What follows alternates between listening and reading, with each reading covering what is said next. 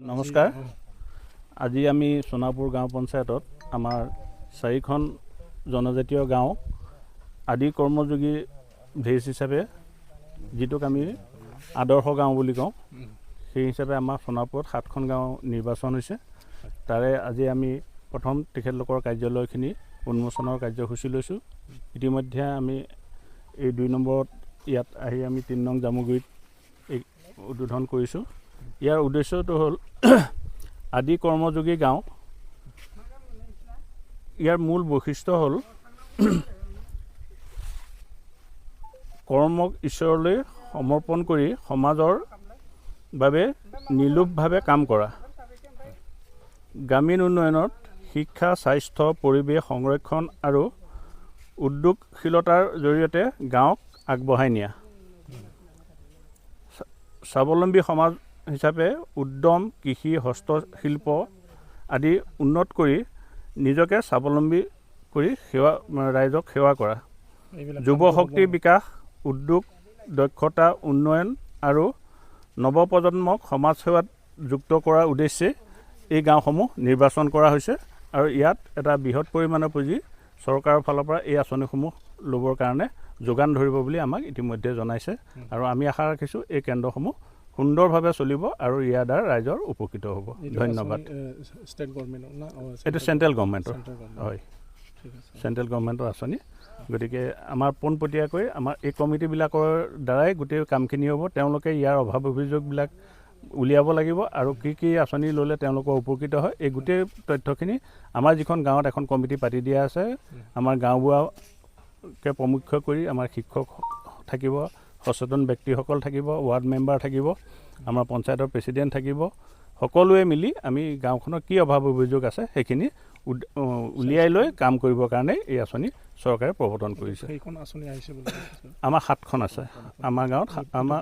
এই পঞ্চায়তত 7খন গাঁও আছে ঠিক আছে থেংক ইউ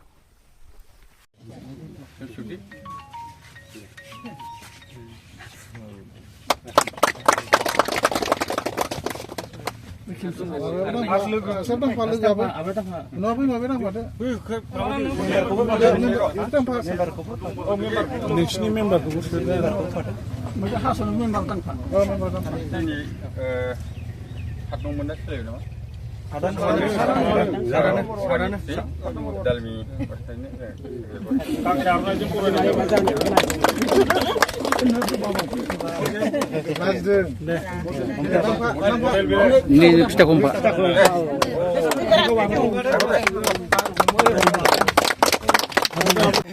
दिनैनि नैबे जिथु हाबाफारि लादों जोंहा सनापुर गामिनि बे सनापुर पन्सायतनिनो 7 नम्बर वार्डआव गोलैयो बेबायदिनो दिनै जोंनि फिथा हास'नायनि मेन उद्देश्यआनो जाहैबाय जोंहा ट्राइबेलनि नामाव जिथु सेन्ट्रेल फान्डनिफ्राय जोंहा गामि डेभेलप मडेल भिलेजनि थाखाय फैदों नैबे सनापुर गामियावहाय दा बेवहाय खमैबाबो जोंहा बाजेटआ 1 कौटिनि गोजौआव जिथुनाखि रायजो राजाया बाजेटखौनो गावसोरनो बानायना हरनांगोन मानो होनब्ला बेयाव लामानि समस्या थाबाय जोंहा दिनै ब्रह्म मन्दिरनि समस्या आरो माखासे माइ गायनाय जिथु अखा बांखानि थाखाय जिथु ड्रेन जावनाय आरो लोगोसे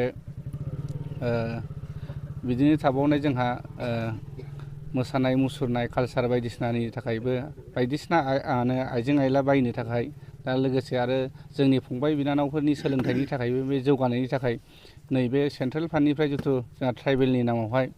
मडेल भिलेज जिथु फैदों जोंहा सनापुर पन्सायतआव 7था फैदों आरो बेबायदिनो दिनै सनापुर बे 7 नम्बर वार्डआव मोनसे आमलाइगुरियाव मोनसे खेरनियाव मोनसे लांदांफारायाव मोनसे आरो आनन्दपुर जामुगुरि 3 नाम्बाराव फैदों आरो लोगोसे बरबालि दा बे 7था जिथु गामियाव फैदों आरो बे डेभेलपनि थाखाय जोबोद गोजोननाय मोनदों बे बाथ्राखौ खोनानानै दिनै सेन्ट्रेल सरकारनिफ्राय ट्राइबेल फान्डनि गेजेरजों दिनैनि जोंनि गहपुर सनापुर गामि जाय गामियानोखि 1953आवनो गायसनजानाय नाथाय जोङो दासिम बहुत आनडेभेलप जानानै दंमोन दा जों ओरैबायदि गोजोननाय मोनदों दिनै जे सेन्ट्रेल सरकारा ट्राइबेल फान्डनि गेजेरजों नैबे जोंनि सनापुर गामिखौ मडेल भिलेज खालामनो थांगासिनो दं जोङो सनापुर बासि जानानै बा सनापुर गामिनि साफ्रोम थागिबिफ्रा दिनै जोबोद मोजां मोनदों दा नैबे सनापुर पन्सायतनिनो मानगोनां जोंहा आफादगिरि इलिसा नार्जारि बिथाङा दिनै जोंनो फिथाखौ हास'नानै होबाय जों आसा खालामो गतिके नैबे खामानिया खोब माने जाफुंगोन ओमफ्राय जोंनियाव मा खामानि मावनांगौ होनना बुङोब्ला जोंना दा लामा सामा दालां बा कालभार गोबां गोग्लैसोनानै दङ जाय लामाजों माने गोबां फरायसाफ्रा थांलाय फैलाय खालामो बेफोर लामाफ्राबो दायो मोजां नङा जोङो नायफिनजायाखैमोन जोङो दा नायफिनजानो थांगासिनो दं दा धोरोम सिबिसालि बेखौबो जों नोजोर होनबा नुनो मोनो जोंनि धोरोम सिबिसालियाबो गुबुन जाथिनि धोरोमसालिफोर बायदि नङा जोंगा मागा नङा बेनिखायनो जोङो जोंनि साननायाव जोंनि गामिनि साननायावहाय सिबिसालिजों लोगोसे जोङो लामा हान्थामेलानि राहा दालां पर्यन्त बा बहाबा दाखोर दाला गारनाय नैबेफोर बायदि माखासे सुबिदा आरो लाइमोनफोरनि जिथु गेलेनाय बिथिङावबो गेलेग्रा मोनसे बिथांमोनखौ गेलेनानै जौगाहोनो थाखाय जोङो सुबिदा लागोन हयथ' माने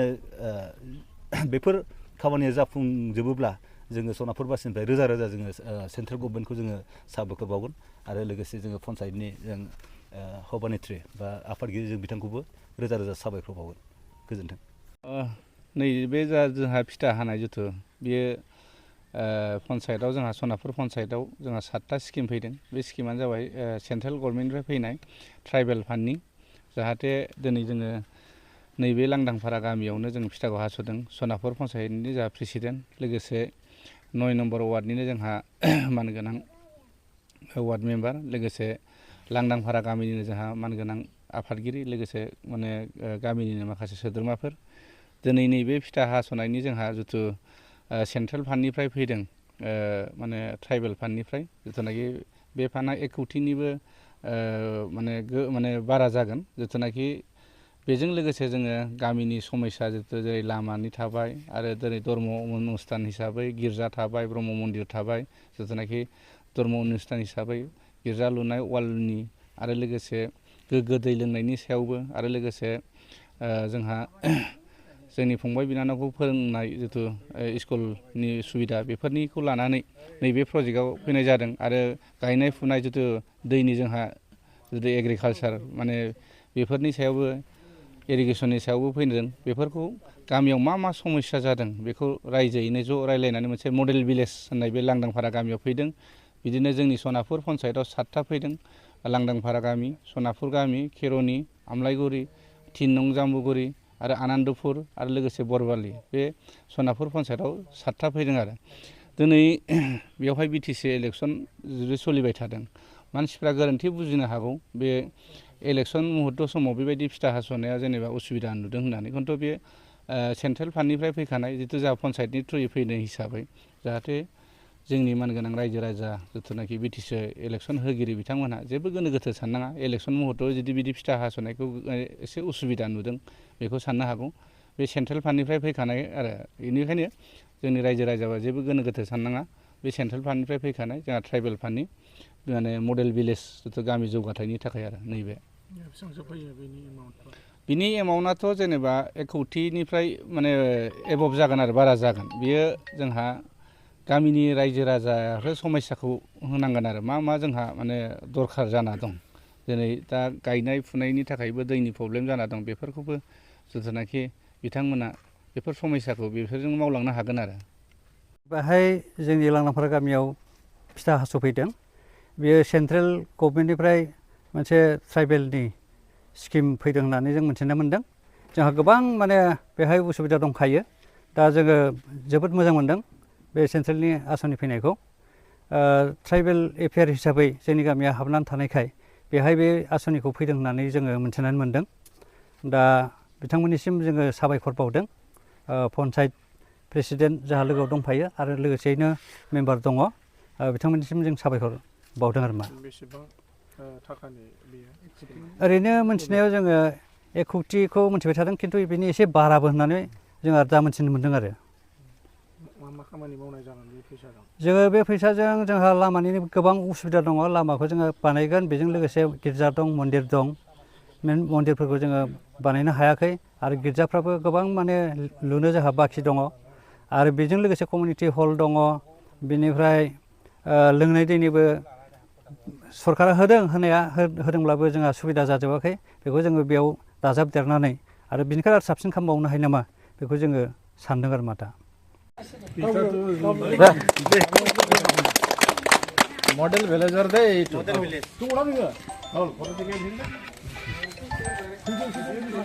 ঠিক আছে এতিয়া ক'বলগীয়াতো নাই গম পাইছে